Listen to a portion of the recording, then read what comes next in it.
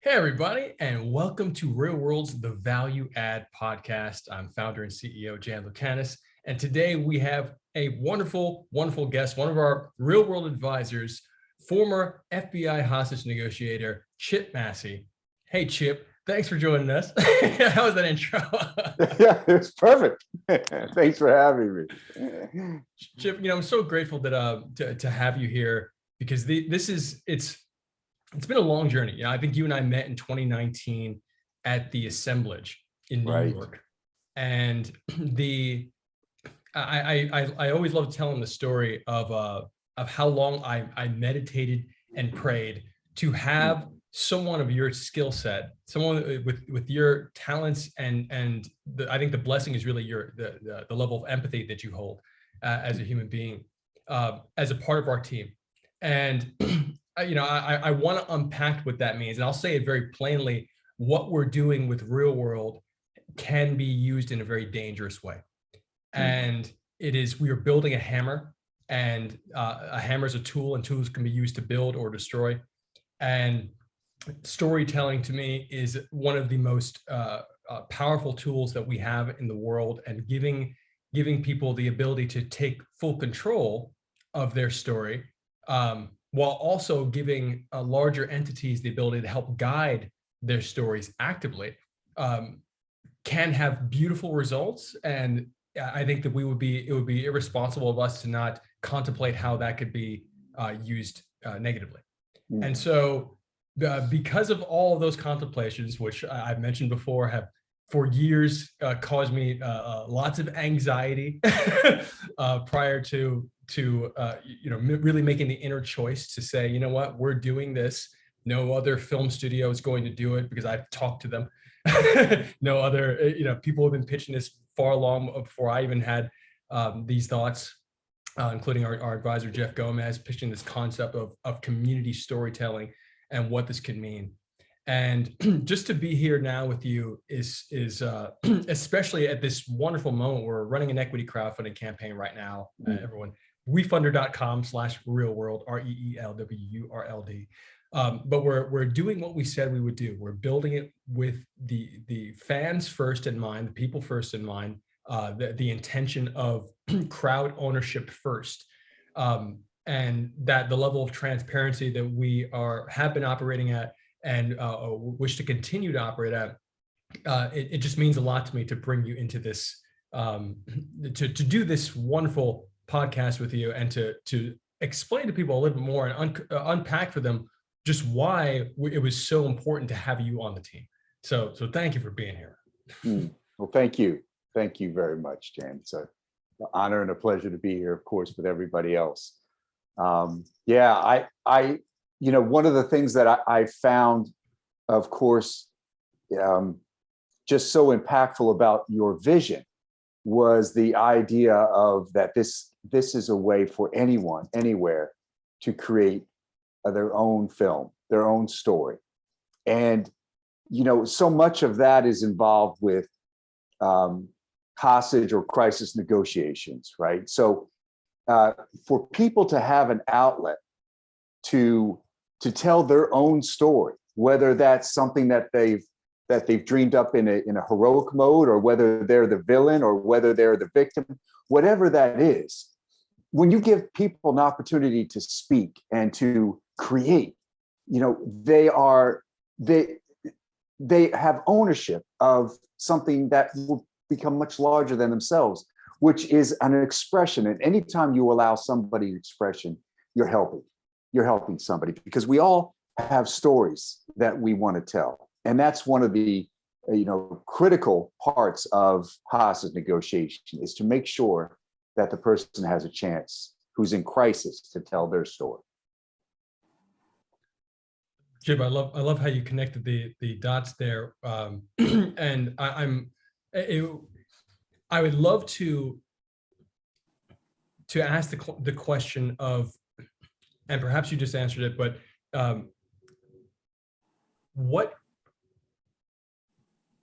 when we met, what made you feel like and when I told you about ReelwUrld, what made you connect? Did you see the connection there when we first met? Not when we first met. I didn't understand, what your total vision was, and it wasn't until after meeting with you several other times that I got it. And I think, from my point of view, it's kind of like a twofold thing. One is that it is important that people understand that what you are creating, the things that all your brilliant people here are a part of, is a way for people to connect what is inside them and what they love to think about and create, and bring it out into the world. And that manifests in many ways, but one of them is to create these storylines that they can record. Well, and I know part of the Justice for Hire group, likes to be involved in the whole mix of that. And so it's a good idea that, and you stated from the beginning, we need somebody here who can speak to different entities that, perhaps in law enforcement or wherever that is, so that they understand that they have somebody that can speak their language, and I can interpret what ReelwUrld and JFH is doing in a way that they resonates with them. They're like, okay, I get it. Yeah, that whole thing. So that was part of that, right, Jan? I see your.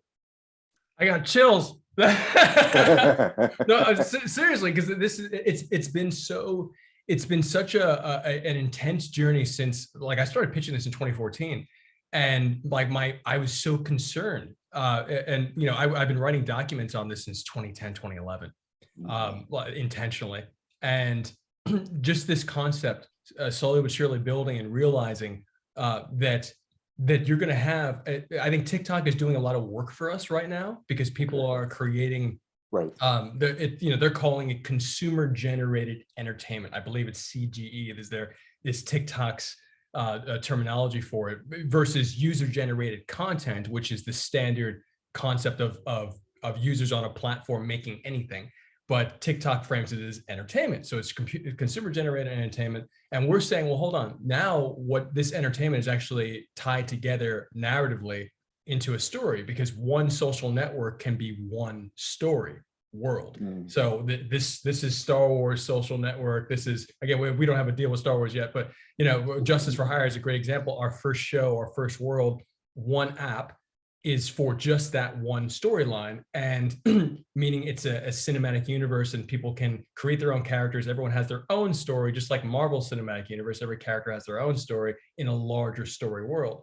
And to be able to connect those dots for people, especially for the law enforcement or other agencies that may need to know, like, hey, you know what? Especially with something like Justice for Hire, which it's like Uber for heroes, and it's the first story world of its kind. It's the first project of its kind where we're actually building with a community, and we want people to be safe. I think in general, safety first is I get comments every day, positive and concerned, on social media, where people are seeing maybe our Justice for Hire ad, which it's supposed to feel real. It's a film, but it's supposed to feel real. It's supposed to feel like we're 5 days in the future. We're the concept of, Citizen has already been doing this as an app, and many other, I think there's been a few others who have attempted this, but we're not a vigilante app. It is totally for storytelling. It is totally based on a comic book series, but to be able to do something that feels so real that somebody can look into their own lives and say, well, hold on, how would I solve that problem for society my way if I was a hero? And to start allowing people to think in that way. Star Trek gave us the cell phone. When you start thinking about new ways to solve things, you actually get new solutions, new concepts, new ideas. And that's really our hope with this form of entertainment, is to say, well, now that you're in the story, how would you solve it? Because if you look at how characters solve stories in film, especially over since the 90s, when Sid Field's Save the Cat and Sid Field is a very notable screenwriter who essentially established the Hollywood formula. And when that formula was established, as time went on, films started becoming based on becoming focused on that formula, and specifically that formula. So that now we're at a point where film is referencing film and referencing a singular formula coming from almost every studio. And people are aware of these patterns, and they're aware of the character choices, and it's gotten boring. It's gotten old. It's gotten to a place where we're no longer seeing the true innovation. I think a few films are starting to touch on saying, let's solve differently. I think Spider-Man No Way Home is a great example. It's a movie about rather than hurting the villains, healing the villains. And that to me is I think Disney is doing wonderful strides in that, because I think even their previous Star Wars films, the latest trilogy, which I'm not a fan of personally, but I saw that they were making attempts to solve problems differently. And that says a lot for Disney. I have a lot of respect for them. But it's for us to be able to give that type of thinking and those type of tools, put it into technology, put it into processes, and to just say, hey guys, we're all going to do this together right now. We don't have to wait for a major studio to do it. Is a big deal. But Chip, I'd love to move on to this next question, which is how do you, from your experience under high pressure, I mean, I assume being a FBI hostage negotiator is super high pressure, high stakes, high pressure experience. So given that experience, how do you evaluate someone's character under pressure? Yeah. And that's, it's interesting, because that is a question that comes up again and again, is how are you able to do this under that kind of pressure? And what I say is stress, pressure is all relative, right? It's, we all, whatever world we function in, we have our own set of pressures, our own set of stresses, and they are real. I dealt in a world that was filled with violence and, very limited tools that people were using to solve their problems. And so that was a particular, set of stresses, but it was something I was familiar with. I knew how to function in. And so for the person that is, for your community out there, you've got, young adults that are dealing with the pressures of being social and high school and wherever they are, whether there are adults and they're trying to figure out their job and their place in the hierarchy. Those are real. It is so hard today to function and to stay positive and to tell, another person how you're feeling. It's so hard to connect. And this is one of the great, I think, strengths of ReelwUrld and, JFH. So to analyze somebody, in a stressful situation, what I did, and it's the thing that we all do, and something that you teach in Tai Chi, is the idea of centering. And I would so dial into that other person that everything else would fall away. And it is only then that I'm truly able to help the situation. So let's take, for example, a hostage situation. Let's say it's a very basic vanilla thing. You've got a bank robbery gone wrong. And, all of a sudden, instead of getting money, he's now confronted with police, and he's back there, and he's got, let's say, 8 hostages. Well, he didn't plan to hold anyone hostage, right? That wasn't his goal. His goal with his limited tool set was to go in, pull money out illegally, right, under threat of violence, and leave. He wasn't anticipating that, there was an early warning device or whatever caused it. And so now he's in this situation, and he's got a set of stressors, right? He has something. First of all, it's very stressful to engage in that kind of activity, right? Even the most practiced, hardened person is still going to be under huge amounts of stress. So what I would do is I would focus on them, because the only way I can help anyone, those hostages, anyone in that bank, I had to help him. And that is such a weird kind of thought when you think about it. So I'm helping the bad guy work through his problem and building a relationship. It is about bonding and rapport, and it has to be done authentically. It can't be done like, hey, I really know what you're going through. No, it has to be from our center. So if I could center in on that person that was holding people hostage, and I made them central to the story, and I made sure that they knew that I was interested in them, because that was my job. I had to connect with them. And just because he's a bank robber, now hostage taker, it's still a person. And I still know what he's about, because we all contain the human experience and human emotions. So I would dial into him. To answer your question, Jan, I would focus everything that I had, and then I'm forgetting, or it's rather the most important part is that I make that connection. Because if I focus on the gun to somebody's head, I'm going to miss it. I'm going to make mistakes. My thoughts are going to go east and west, and I'm not going to be able to center. And then I'm lost. And if I'm lost, he's lost. And if he's lost, the hostages are in trouble. So my way of doing that, again, was to focus in. Now, that's how I would also deal with my stress, because it's that amazing thing, right? We know when we choose to help somebody, it helps us. Those same great endorphins kick in. So he's dealing with the shock and trauma of working in that primitive brain, right? Because that's what happens when the stress level goes up, right? That we know that the brain can't differentiate between violence or, the boss is breathing down my neck. The same things happen. We kind of spiral up into that primitive brain, which was great when we were under attack from a Tyrannosaurus Rex, right? Horrible when we're trying to solve a real world problem and our boss is asking for us to meet a deadline, or the teacher's asking for the assignment, right? We need that analytical brain to come online. Well, how do we do that? Well, so that was my job. My job was to lower this person from, like, say, a 10 to an 8 to a 7, and hopefully get him down to a 1. That was my job.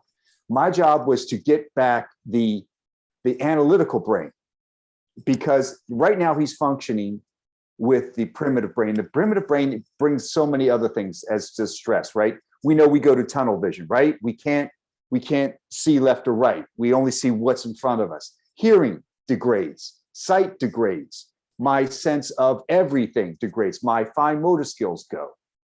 All because I'm under huge stress. So what happens to the body? Then there's the elevated heartbeat, there's respiration problems. I'm shaking right after a period of time with stress. All the chemicals, right? The cortisol, the adrenaline, all those function against us. So what am I trying to do for this guy? Is I'm getting him to focus in on me, because I'm his connection, right? And I'm going to be asking him very small, tiny questions like, how you doing? Are you okay? Are you hurt? It's going to be like 3 to 4 words together, because that's all they can get, because their minds are left and right. They can't bring everything together because that primitive brain. So what I'm doing then is, when I ask him questions, I'm evaluating. I'm listening to his voice. I'm listening to his pitch, tone, cadence. I'm listening for the things he's not saying. What is his themes? What are the things that he's pushing out to me? Is it anger? Is it frustration? Is it fear? It's probably a combination of things. So I'm going to find that thing that's important to him. And then I'm going to walk that all the way as far as he'll let me. And we're going to, while we're doing that, I'm going to work in a way for him to value what I want him to value, which is safety, which is bringing these people out alive, which is understanding that, this didn't go as the way you wanted it, but I'm here to help you. That's how it starts. So I'm evaluating, and that's what we're trained to do. As FBI agents, as hostage negotiators, we are trained to identify where's the threat. Anyone in law enforcement, and any of you here, we all do that in some sequence. We just have I guess a more clinical way of doing that. So that's what we're always doing. We're always evaluating the situation. We call it situational awareness, right? So we're looking for things, and I'm looking for opportunities for connection for this guy. That's my goal, is to connect, to be able for him to understand that this is we now. It's not just you against the world. I'm bringing in collaborative ideas. So I'm going to use words that say and strike collaborative. That's going to be we. How did we get here today? How are we going to solve this next problem? What do we do here? Explain, help us all understand. So when we do that, we're able to get clues from him, because I don't want to be talking. That's why times like this are so foreign to me, because my job was to elicit conversation, right? My job was to bring that out of them so that they would talk. The more they talk, the better I was going to be, the better and the safer the hostage were going to be, because he's venting or he's explaining and he's getting something off his chest. And that needs to happen. Think of it as a vent. So much of the time we walk around our lives and we have so much stress bundled in us, and we don't know how to exercise it out. We don't know how to push these things away from us and allow the good portions of our lives in. So we all need help like that. But to answer your question in a very long way, that was how I would do it. I would be in my questions, I'm seeking for a response, and the response is going to tell me a lot. Chip, not for a long time have we had there's so much in there that needs to be cut and sampled for the Justice for Hire series, because there are trailers in what you just said. Oh, cool. There are movie trailers, there are action scene trailers in what you just said, and it needs to be. And we've done this before. We've taken a Zoom call and cut it up and put it into a trailer. That was huge. Thank you so much for sharing that. And so many things pop in mind, because on the storytelling side, on the Tai Chi side, and on your process. And I'll start with, I do want to ask a question on process here, more specific, but I just in terms of storytelling, we talk about this with Rick Myers, who's been a dear friend and advisor for a very long time, from the Comic-Con superhero Kung Fu extravaganza. And Rick is also the foremost authority in martial arts action cinema in terms of as a historian. And he always talks about, this is not Kung Fu, the fists being balled up, that Kung Fu is the hands being open. And a lot of times in the superhero genre, especially in DC, you see the clenched fists, and how that type of problem solving, as if I watch a DC cartoon with my son, they do a lot of, very strong. They have a very strong animated film division at Warner Brothers that makes DC films and DC animations, and a lot of times it really just ends up being punching fests, and that's challenging for me when I'm sitting with my son, because I'm like, I know better, and how can I be sharing this with him? We don't watch a lot of DC animations at this point, but I remember that thought, and so your words definitely remind me of higher choices, of choosing a higher road for us to get to a shared victory. And so I love hearing that. That's why I think it's such trailer. So those words are so trailer. In terms of Tai Chi, I love what you said about the stress. I wrote it down. You said stress pressure is all relative.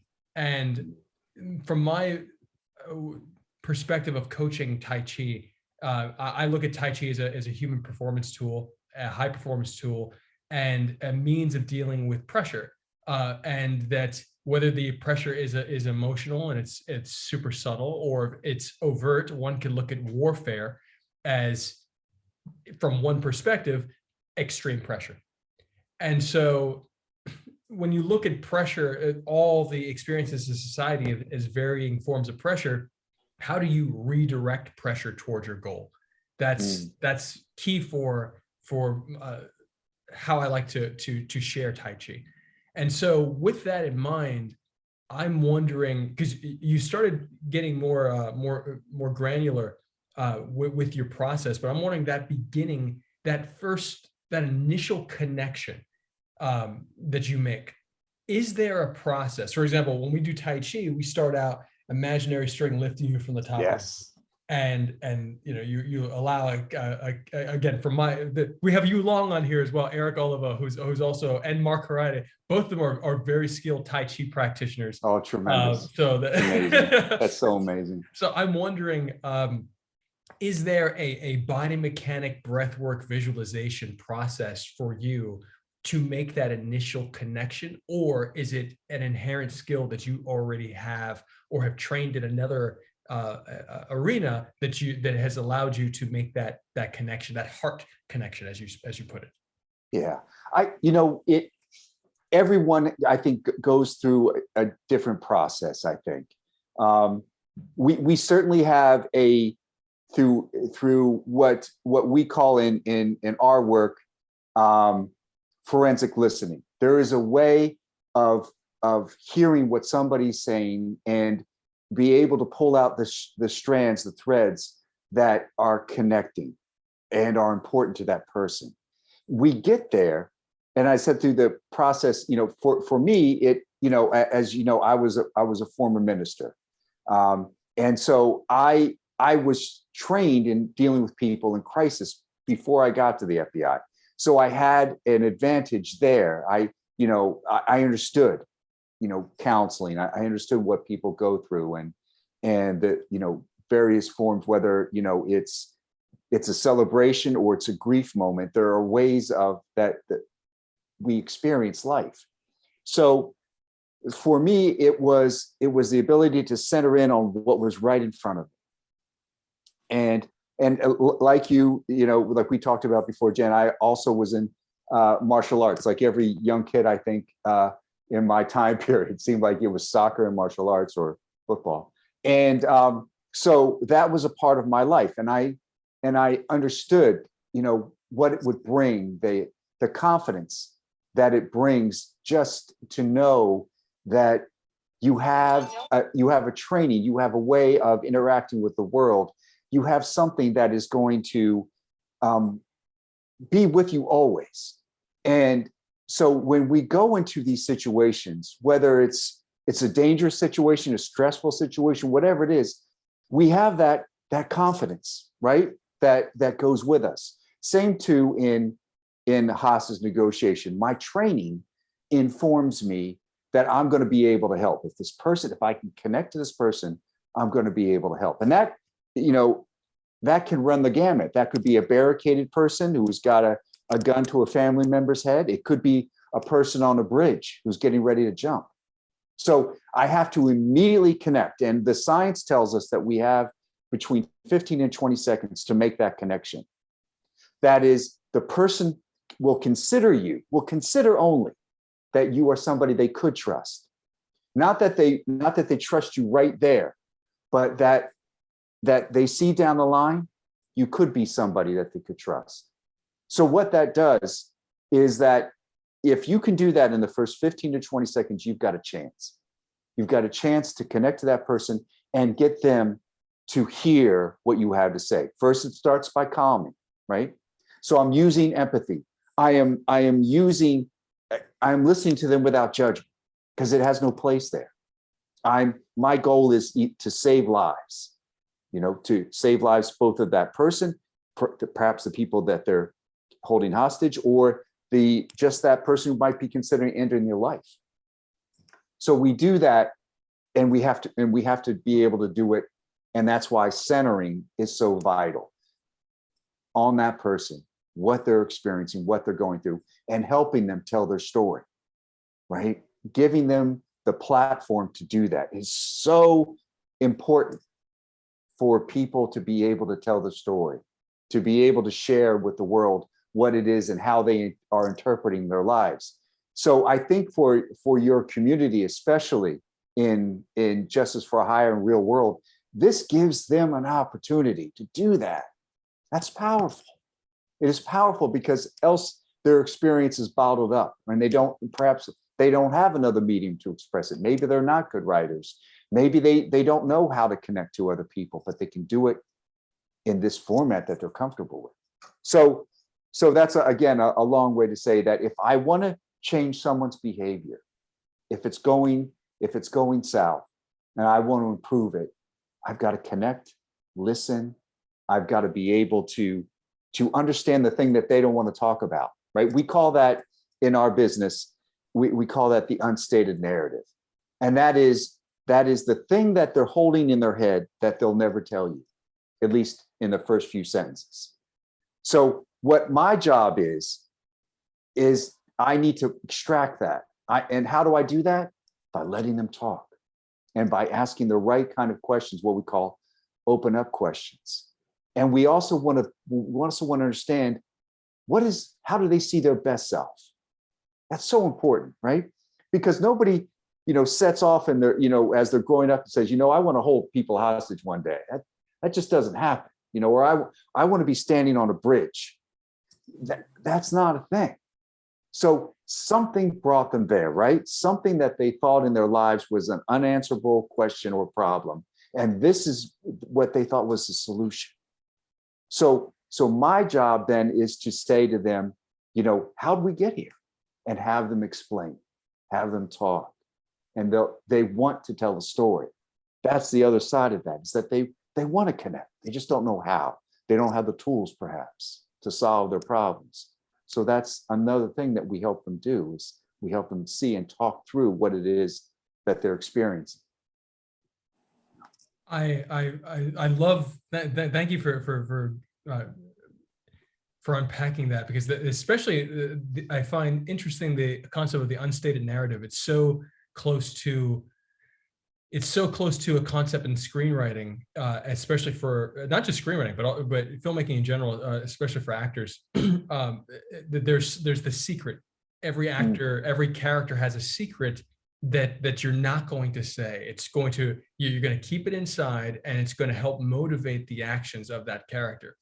It's going to help the actor from the performance standpoint. It's going to help the writer in terms of planning out the character arc, etc. And I think it's very interesting to take that. I think your approach to get that narrative to come out is part of what we need to see in storytelling. I feel like we need more of that, and that approach and that thinking, because again, you're talking about solving problems, and by solving problems in this way, and by adapting these tools to our daily living, we'll actually see a change. If we do so, we can see a different outcome for daily experiences.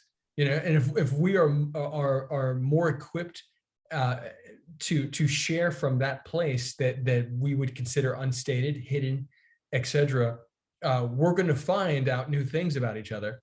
And then we're going to say, hey, well, hold on. Well, if you really feel like that, well, then why don't we do this thing instead of the thing that we were going to do?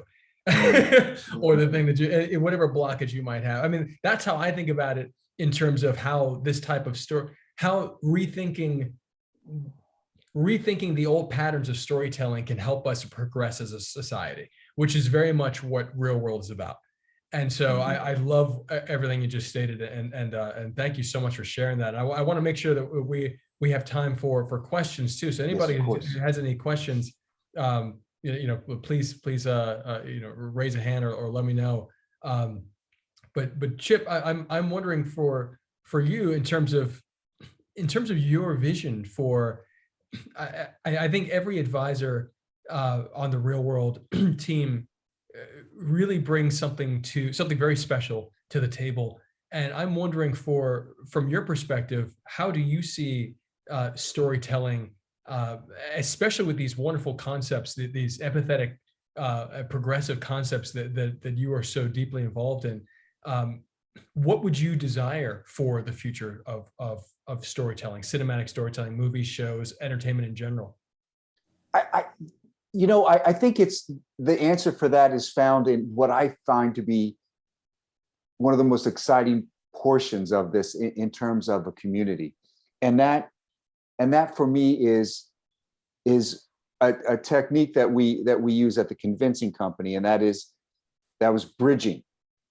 And what I see in the community is that people are understanding that they have something that they need to get out, they need to create, and maybe it's the hero character, and that's something that I would ask and involve with the people I was negotiating with, although it was never really a negotiation. It was always convincing. That was my job. My job was to convince them that the things that I wanted them to value, they needed to value too, which was coming home safe, surrendering, dropping the weapon and coming out and surrendering. Or it was stepping away from that bridge. So what I see is that I want people to bridge to their best selves. And if this gives someone an opportunity to do that, who doesn't have another medium, another way of expressing that, bridging to the heroic, that's another thing that I would ask somebody. If I wanted to get to that unstated narrative, I would ask someone, who did you admire growing up? Who were your heroes? What comic books did you read? Who was your favorite characters? Or, who was your favorite bad guy? Who was your favorite villain? Who was and that is a way of understanding where their mind is at and where perhaps they want to be. Because we all want to be better than what we are. We all want to, for lack of a better expression, something that you guys no doubt are familiar with, we all want to be the hero in our own lives. And when we give people a chance, like this platform does, of expressing that, I think it brings us a step closer. I think not only are they able to use their creativity and expand their own vision, and then take them to places that they hadn't anticipated even. That's another thing about self-discovery, and using this art is a way of people connecting to something much bigger than what they originally intended. And I believe that's going to be one of the side benefits, is that people will realize that I thought it was going to go this way, and this exposed me to a whole new set of things in my life or others' lives, and connecting. This community is such a vibrant thing. So I think that's it. I think that's one of the things that I think is such a strong positive here, and such an amazing possibility for people, is that they not only have a creative outlet, they not only have a community they can be excited with and share stories with, but they can find their heroic self. And maybe that's an answer for a lot of things that they're dealing with. Chip, you got me all amped up about ReelwUrld and about our mission. But I would be, I know that the Tai Chi, my Tai Chi community would be very upset if I didn't ask this. And I know Autumn's got a question, but you said it's never really a negotiation. I have to press on that, because that's really powerful. Yeah. When it comes to that's super interesting to me, because when it comes to, for example, push hands, I played the sport Tai Chi push hands, and a lot of the tension that comes to me from the Tai Chi community, or to my team, that community that's not necessarily aware of the Tai Chi World Cup in Taiwan, of the sport played at the highest level, because they might be more into the spiritual side of Tai Chi, the conceptual side of flow, and etc., and flowing with and yielding and oh, there's too much tension here. No, you're not supposed to have that much explosiveness in what you're doing. So there's lots of things for the Tai Chi community. This is a very Tai Chi specific question. But I from my coaching perspective and how I was coached, it's when you step into the ring, you control the ring. Mhm. And the intention, we play Tai Chi differently because we want to program our opponents to give the response that we want them to give us, versus which is actually still very similar from this perspective of flowing with the opponent, but it's the understanding that someone is going to control the flow, whether unconsciously or consciously.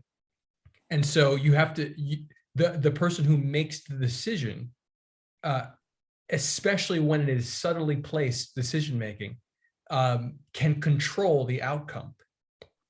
So and I just did little quotations around control, but it is very much part of the game for Tai Chi push hands is controlling the outcome. So I just thought it was so powerful when you say it's not really a negotiation. And could you just, before we get to the questions, could you just talk about that a little bit more, about your mindset of going in there and saying, okay, well, this, but I don't even want to put words in your mouth. Like, can you tell me a little bit more about that mindset of it's not a negotiation? Absolutely. This is so key. And this is going to be a part of the book I'm writing with my business partner. It's tentatively titled Convince Me How to Get More of What You Want. And the idea here is this. Let's say, again, I've got a guy, he's in a barricaded area. He's got 8 hostages. I said, okay, cool, negotiation. How about this? You kill 3, give me 4, we'll call it a day. Not a thing, right? That's not happening. So my goal is that I know in my head where I want this to go. And those people are coming out. And he's going to surrender to me. Now, how do I get that? I get that through having him understand that at first it's going to be about him. And it's going to be all the things that he wants. He's going to say, I want a jet, I want $100 million, I want a motorcycle to get me out of here, and I want you guys to back off. And now I am slowly changing that. What I'm doing is that I'm showing him that there are some things I can help with, some things I can't. Right? We're talking now about managing outcomes and expectations. But what I'm doing ultimately is I'm slowly leading him to a path to value what I want him to value. So it takes time. It's a slow process depending upon the situation. Sometimes it could be over in 5-10 minutes. Other times it could be a week-long siege. But the idea here is that I am truly trying to get into his head to the point where I know what his values are, what he is plotting, what he's planning, and then I'm redirecting. I am setting to him further down the conversation things that I want him to approach, to engage with, and to look at in a different way. The only way I can do that is getting him calmer, to engage the analytical brain, because there's a point in a crisis situation where the person will start to come down, and then they'll be able to open to hear things. So I can push out things. I can push out, hey, I bet, everybody's hungry in there, right? I bet, you've got some people that you'd rather not be around. They're probably stressing you out. He's going to be able to hear things like that because he's come down. And that gray area is the area that we can make an impact. And that's when, we have to understand that it goes up and down, just like the human experience. But we have to be ready for it. And when it happens, we have to pounce. We have to exploit it. But all the while, my goal is I want him to attach to the things that I'm setting up for him in a conversation that he's got to engage with and make decisions about.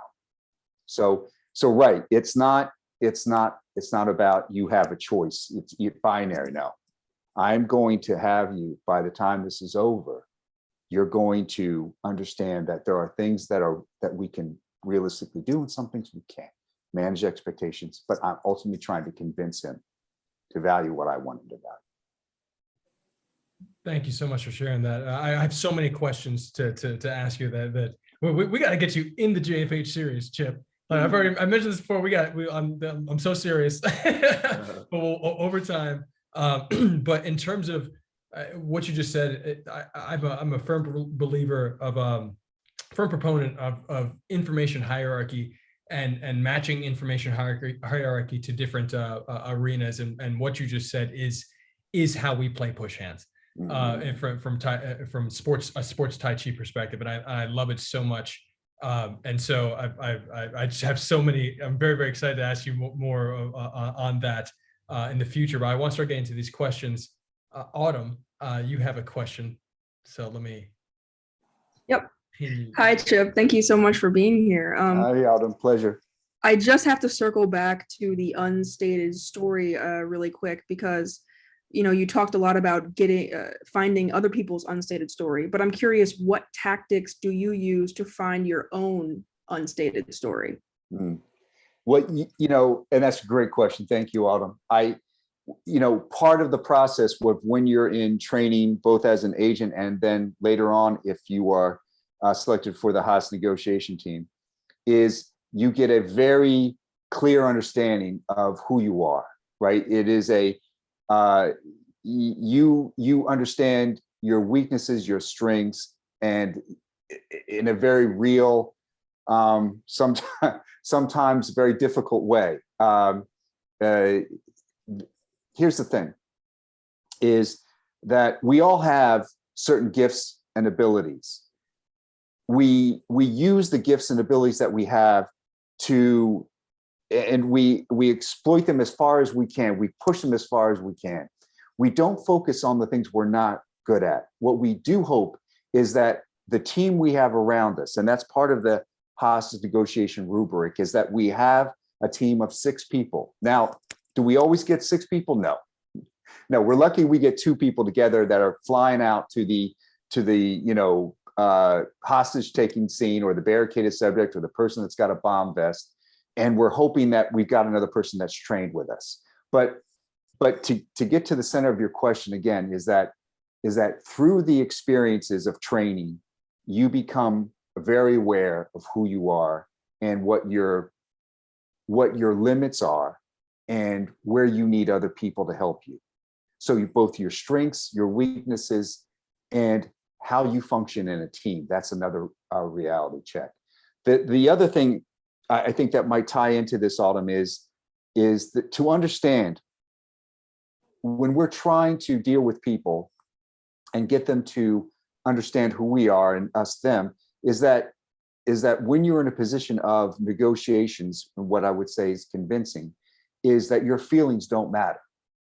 And that sometimes that's a hard lesson for people to understand, but it's one of the first things that I teach whenever we go and we teach these classes or workshops, and we have a whole hostage negotiation weekend that we take corporations, individuals through, where they have to encounter 6 experiences, and they change who the members of their team are going to be. You know, you might be the hostage negotiator in one scenario, but you're the intelligence person the next, or you're the liaison person, or you're the team leader, or you're the agent involved who's doing the investigation. So there's a lot of moving parts, right? Always is. But the idea here is that your feelings don't matter. And what I mean by that is, you know, you're going to get hit if you're in this business for any amount of time, if you're in life for any amount of time, right? We all encounter the angry person, and all they want to do is, you know, vomit on you. They just want to tear you down. They want to tell you how horrible you are. They want to, you know, insult your ancestors. And before, you know, I got this great training, that would have shook me. But now the converse is true. I welcome it, because I know that when people are attacking me, what are they doing? They're talking. they're explaining. They're probably venting, and that's great. I want them to. That's going to decrease those horrible chemicals, and eventually they'll tire themselves out, and we can get somewhere. But our first reflex, whenever we are in conflict, if we don't have training, if we don't have the Tai Chi to back us up, one of our first elements that we go to is attack and kill. That's who we are, right? That's who we are at our base animal level. Primitive brain, right? Think about the last time, and for you guys in this that are on today, this probably doesn't apply to because of your backgrounds and training, but for most of us, that don't have this, when you're in a fight with your significant other, think about that, right? Think about the last time prior to your training, you're in a fight with your significant other.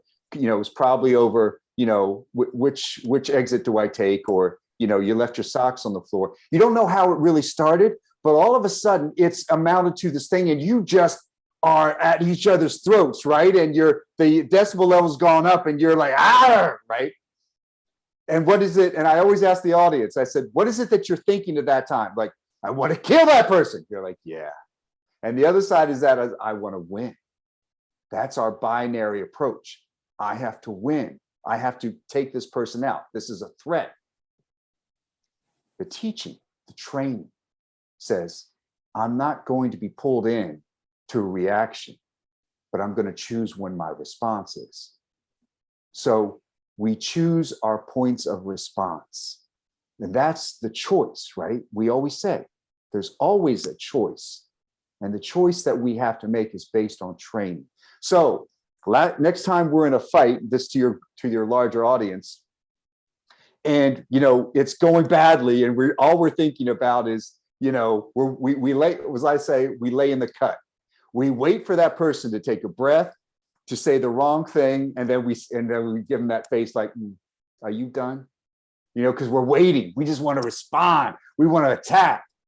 And next time we're in that fight, I always tell our clients is to put that goal over top of their head. What is it that you want out of this encounter, out of this relationship, out of this business deal? Put that above their head and focus on that, because that will help you calm yourself, and it will help you keep in mind what it is I want. What do I want from this interaction? Do I really want to decimate my wife to the point where she's in tears, or she me, and I'm just a shriveling, mess on the floor? Or do I want to improve the relationship? Do I want to strengthen it? How would I do that? What would it look like? Well, hey, you said some things there, and I want to apologize for what I said. I said some things in anger, but you brought out some points that I think are valid, and I need to explore that more. I need you to help me. Would you be willing to help me? And so you talked about the last time how I made you feel small. Can you tell me about that? And watch what happens, folks. It is miraculous. When we can change the dynamic like that, we're not seeking any longer to react, or we're not seeking to respond to these attacks, but rather we're seeking to understand. And it changes the game entirely when we do that.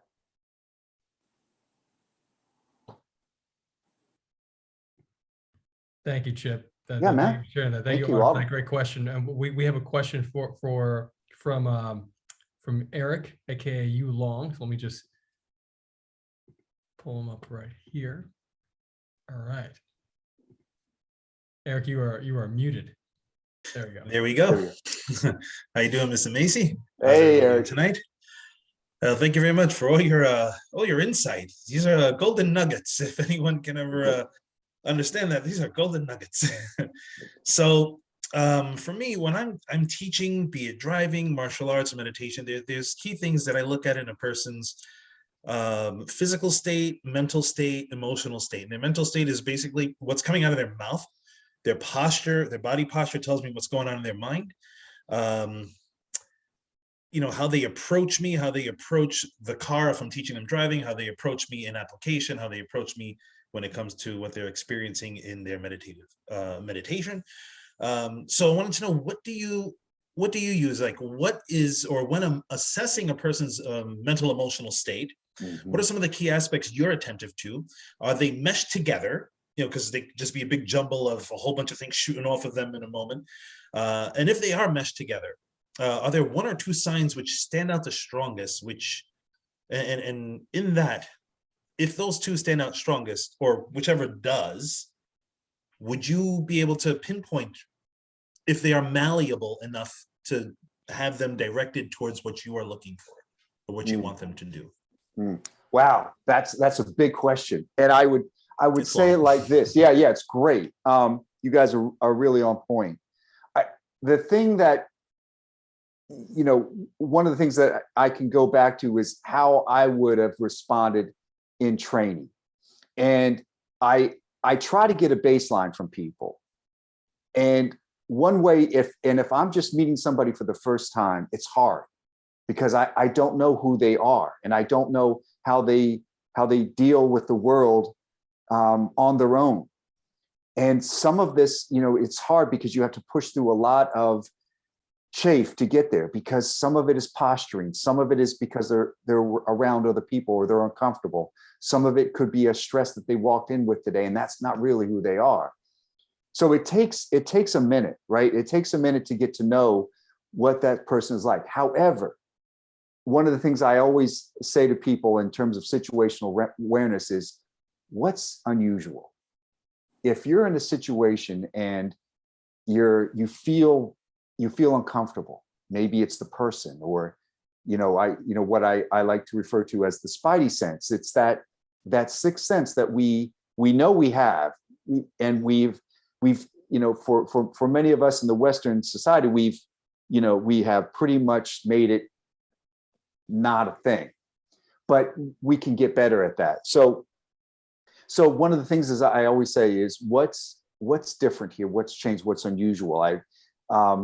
When we're teaching people to, how do they interact when there's danger around them? What are they looking for? And so one of the things is who is acting unusual in a situation? You find that person that is doing the unusual thing. So for example, let's say there's a loud noise, let's say off in the distance, and everybody turns to face the loud noise, but you notice the one guy in the crowd, he's looking at you, and that's unusual. Or you're walking down the street in New York City, and somebody has a smile on their face, comes up to you guys, "Hi, how are you doing?" That's unusual, right? That's a red flag, because that's not a thing. That doesn't happen. That person's acting out of character for what everyone else is doing, right? So that's one, is finding what the baseline is for that person as quickly as you can. And you can do that maybe with some preset questions, Eric, and maybe that would be part of the thing, right? Obviously you're very astute at picking up mannerisms and what that person is showing you, when they are, just being introduced to you, or they are introducing themselves. What is the level of respect? What is it that they're seeking? Are they wanting to learn, or are they wanting to teach? So much of that is a part of the, understanding who a person is. They're wanting to demonstrate something, some superiority. So that's all these things. But yeah, so one of the things is being able to pick out, and you said, is it all together, or are there ways that we can, there are things that are important that you need to, that you already screened for, right? You're looking for danger. Is this person going to be a threat to me or anyone else? Can I trust this person behind a wheel? Can I give this person a technique and feel okay with it? So, it's that, again, that sense, there's something amiss and there's a reason for it. And when you trust the instinct, that is most likely higher honed here than other places, then you're going to be better off. But there's a lot of people functioning out there that haven't a clue on how to present themselves, when it's a threatening situation, or how do they spot threats, and what do they do in those situations, and how do they deal with people who are threatening. So I hope there was some answer in a lot of that muddy water I gave you.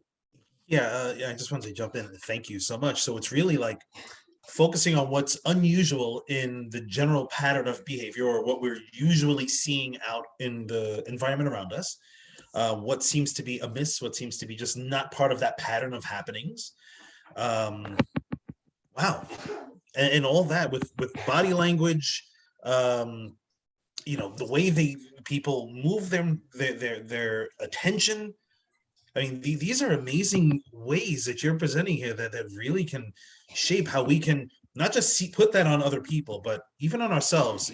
Like even right now, like as we're talking, behind my thoughts, I hear myself saying, okay, don't lower your shoulder here. Keep yourself upright. Like I feel all those little things going on. It's like a mirror back into yourself. It's so true. It's so true. And the other part, and you mentioned body language, some things that we teach is body movement.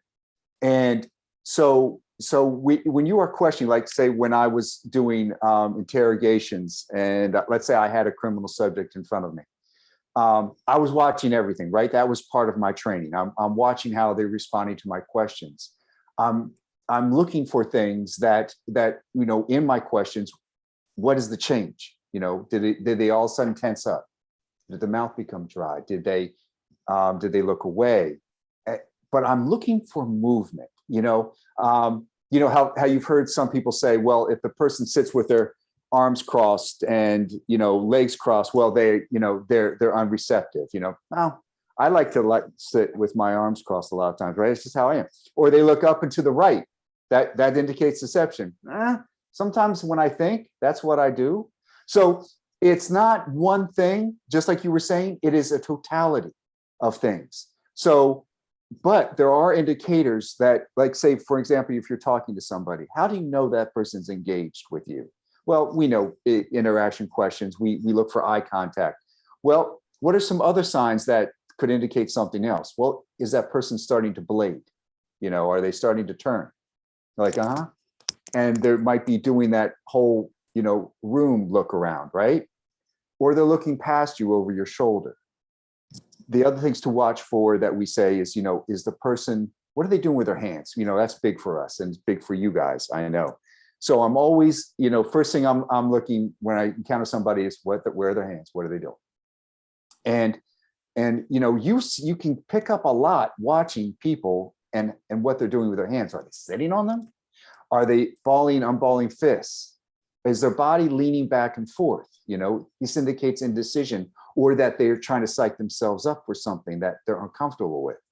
Are they leaning forward and are they unballing their hands? That could be a sign that they're getting ready to act, right? And they might think that they're, doing well with disguising that. Maybe they got a hard look on their face and they think, well, I'm not showing any emotion. You're showing a lot, guy. You're making me very uncomfortable, So I'm going to get about 1,000 miles from you right now and allow you to do whatever it is you got to do. So there's so many things that we look for. And again, people here already know the things that are present and that would indicate that there's a possibility this person is not who they say they are, or misrepresenting something, or they're hiding things, Thank you for that great question, Eric. And Chip, Eric has trained at some of the greatest martial arts temples in China. Awesome. He's a very, very, very well-studied martial artist. Just thank you for being here, Chip. That was wonderful. That was a pleasure. If there's any other questions, I'm reminded of, just to tack on one final thought onto what you guys were just talking about. I'm reminded of Thought Power by Swami Shivananda. Amazing book, one of my favorite books to gift for Christmas. And just the concept that every thought, that no one can hide, every thought is etched in the face with a line. And I just love that. I love these wonderful these great details to pay even more attention to as a practitioner, just so we can help out our environments that much more by being more aware. So yes, Chip, thank you so much for joining us. And thank you guys. Can you let everyone know where they can find you, and if anything about your upcoming book, etc.? Yeah, sure. They go to the website. There's a lot of information there. Convincing Company is the name of the new website.